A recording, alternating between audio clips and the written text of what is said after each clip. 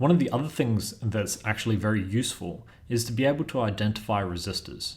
Resistors are a way of retarding the flow of electricity.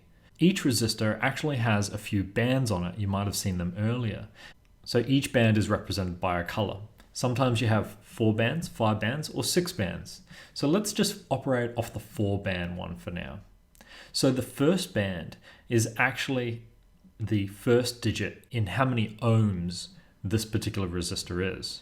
In this particular case, it's red. It's a 2. The second digit, green. So that's a 5, 2, 5.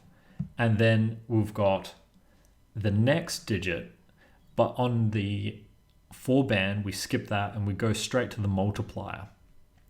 You can see along these dotted lines. So that's more of a orange, so it's 1,000. So 25 thousands. Finally, we've got the tolerance, and that's gold, so it's plus or minus 5%. So that's a 25,000 ohm resistor, that particular one. You can repeat each for the 5-band and the 6-band as well.